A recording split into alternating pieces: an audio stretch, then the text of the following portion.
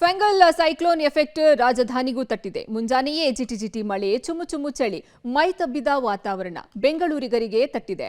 Cool ವೆದರ್ನ silicon city ಹೇಗಿತ್ತು ಗೊತ್ತಾ? ಇಲ್ಲಿದೆ ನೋಡಿ ಝಲಕ್. ಸಿಲಿಕಾನ್ ಸಿಟಿಗೂ ತಟ್ಟಿದ ಫೆಂಗಲ್ ಎಫೆಕ್ಟ್. ಜಡಿ ಮಳೆ, ಮೈ ನಡುಗಿಸುವ ಚಳಿ. ಬೆಂಗಳೂರಲ್ಲಿ 2 ದಿನ ಚಳಿ ಮಳೆ. ಫೆಂಗಲ್ ಅಬ್ಬರಕ್ಕೆ ತಮಿಳುನಾಡು ತತ್ತರಿಸಿ ಹೋಗಿದ್ದು 108 ಅವಾಂತರಗಳನ್ನೇ ಸೃಷ್ಟಿಸಿದೆ. ಅದರ ಎಫೆಕ್ಟ್ ಬೆಂಗಳೂರಿಗೂ ತಟ್ಟಿದೆ. ಮೊನ್ನೆಯಿಂದ ಸುರಿತಾ ಇರುವ ಜಡಿ ಮಳೆ, ಮೈ ಕೊರೆಸುವ ಚಳಿಗೆ ಜನ ಹೈರಾಣಾಗಿದ್ದಾರೆ. ಜನಜೀವನ ಸಂಪೂರ್ಣ ಅಸ್ತವ್ಯಸ್ತಗೊಂಡದ್ದು, ವಾಹನ ಸವಾರರು ಪರದಾಡಿದ್ದಾರೆ. ಬೆಂಗಳೂರಿನಲ್ಲಿ ಜಿಟಿ ಮಳೆ ಜೊತೆಗೆ ಮೋಡ ಕವಿದ ವಾತಾವರಣವಿದ್ದು, ಸೋನೆ ಮಳೆಗೆ ಜನ ಸುಸ್ತಾಗಿ ಹೋಗಿದ್ದಾರೆ. Coldest day record break. 3 ವರ್ಷದ ಬಳಿಕ ದಾಖಲೆಯ ಚಳಿ. ಇನ್ನು ಫೆಂಗಲ್ ಸೈಕ್ಲೋನ್ ಚಳಿಗೆ ಬೆಂಗಳೂರಿಗರು ನಡಗಿದ್ದು 3 ವರ್ಷದ ಬಳಿಕ ದಾಖಲೆಯ ಚಳಿಯಾಗಿದೆ. ಡಿಸೆಂಬರ್ 1 ಹಾಗೂ ಡಿಸೆಂಬರ್ 2ರಲ್ಲಿ ದಾಖಲೆಯ ಉಷ್ಣಾಂಶ ಇಳಿಕೆಯಾಗಿದೆ.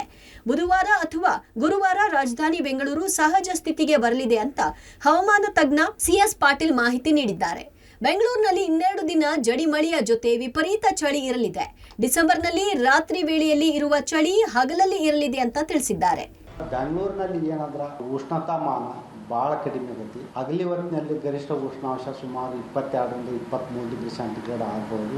ಕನಿಷ್ಠ ಉಷ್ಣಾಂಶ ಮುಂಜಾನೆ ಸುಮಾರು ಒಂದು 20 ಡಿಗ್ರಿ ಸೆಂಟಿಗ್ರೇಡ್ ಆಗ್ಬೋದು. ಆದ್ದರಿಂದ ಒಂದು 3 ಡಿಗ್ರಿ ಸೆಂಟಿಗ್ರೇಡ್ ಅಷ್ಟೇ ವ್ಯತ್ಯಾಸ ಇರುವುದರಿಂದ ನಮ್ಗೆ ರಾತ್ರಿ ಹೊತ್ತಿನಲ್ಲಿ ಏನು ನಾವು ಚಳಿಯನ್ನು ಅನುಭವಿಸ್ತೀವಲ್ಲ, ಅದೆಲ್ಲ ಹಗಲಿ ಹೊತ್ತಿನಲ್ಲೇ ನಮಗೆ ಚಳಿ ಅನಿಸುತ್ತೆ. ಅದರಿಂದ ಇನ್ನೂ 2 ದಿವಸದವರೆಗೂ ಹಗಲಿನ ಹೊತ್ತಿನಲ್ಲಿ ಚಳಿ ಇರ್ಬೋದು.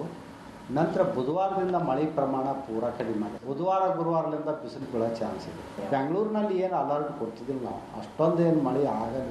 ಒಂದೆಡೆ ಮಳೆ, ಮಗದೊಂದ್ ಕಡೆ ಟ್ರಾಫಿಕ್ ಕಿರಿಕಿರಿ, ಭಾರೀ ಸಂಚಾರ ದಟ್ಟಣೆಗೆ ಸವಾರರು ಹೈರಾಣು.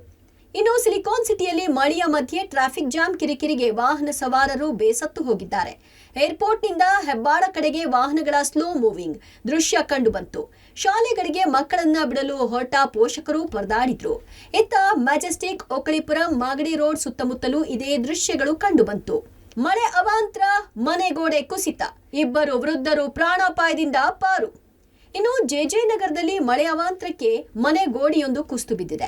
ಅದೃಷ್ಟವಶಾತ್ ಮನೆಯಲ್ಲಿದ್ದ 2 ವೃದ್ಧರು ಗ್ರೇಟ್ ಎಸ್ಕೇಪ್ ಆಗಿದ್ದಾರೆ. ಗೋಡೆ ಕುಸಿಯುತ್ತಿದ್ದಂತೆ ಕಸ್ತೂರಿ, ಲೋಕೇಶ್ ಎಂಬುವರು ಕಿರ್ಚಾಡಿದ್ದಾರೆ. ಕೂಡಲೇ ಅಕ್ಕಪಕ್ಕದ ನಿವಾಸಿಗಳು ಓಡಿ ಬಂದು 2ರನ್ನ ರಕ್ಷಿಸಿದ್ದಾರೆ. ಇನ್ನು ಮನೆ ಕಳೆದುಕೊಂಡು ಕಣ್ಣೀರ್ ಹಾಕ್ತಿರೋ ವೃದ್ಧರು ಮುಂದಿನ ಜೀವನ ಹೇಗೆ ಅನ್ನೋದು ಗೊತ್ತಾಗ್ತಿಲ್ಲ. ಇದ್ದ ಮನೆಯೂ ಹಾಳಾಗಿದೆ, ಎಲ್ಲಿ ಇರೋದು, ನಮ್ಗೆ ಯಾರೂ ಇಲ್ಲ ಅಂತ ಕಣ್ಣೀರಿಟ್ಟಿದ್ದಾರೆ. 12 ಗಂಟೆಗೆ ಆಯ್ತು, ಬಿದ್ದೈತಪ್ಪ. ಊಟ ಮಾಡ್ತಿದ್ವಿ, ಅವಾಗ ಒಂಚೂರು ಇಟ್ಟಿಗೆ ಬಿತ್ತು ಹೋಗೋಣ ಹೊರಗೆ ಅಂದರೆ ಬರೋಷ್ಟೊತ್ತಿಗೆಲ್ಲ ಬಿದ್ದೋಯ್ತು. ತುಂಬ ವರ್ಷದಿಂದ ಇದ್ದೀವಿ, ಇಲ್ಲಿಬ್ಬರೇ ಇರೋದು. ಅದಾದ್ಮೇಲೆ ಜನಗಳು ಬಂದರು, ಹೊರಗೆ ಹೋಗ್ತಿದ್ರು ಮುಸ್ಲಿಮ್ಸ್ ಅವರೆಲ್ಲ. ಅವ್ರು ಬಂದು ಎತ್ಕೊಂಡೋಗಿ ದೇವಸ್ಥಾನ ಹತ್ರ ಕುಂಡ್ರಿಸಿದ್ರು. ಆಮೇಲೆ ಇವರು ಜಾಗ ಕೊಟ್ಟರು. ಏನು ಮಾಡೋಕ್ಕೂ ಇಲ್ಲ ಸರ್, ನಮಗೆ ಏನು ತೋಚಲಿಲ್ಲ.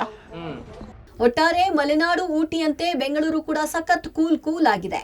ಆದ್ರೆ ಮೈ ನಡುಗಿಸುವ ಚಳಿ, ಜಿಟಿ ಮಳೆಯ ಮಧ್ಯೆ ಜನರ ಆರೋಗ್ಯ ಕೂಡ ಕೈಕೊಡುತ್ತೆ. ಹೀಗಾಗಿ ಎಚ್ಚರಿಕೆಯಿಂದ ಇರುವಂತೆ ಹವಾಮಾನ ಇಲಾಖೆ ಜನರಿಗೆ ಮನವಿ ಮಾಡಿದೆ. ಪವಿತ್ರ ಕರ್ತಲ, ಪಬ್ಲಿಕ್ ಟಿವಿ, ಬೆಂಗಳೂರು.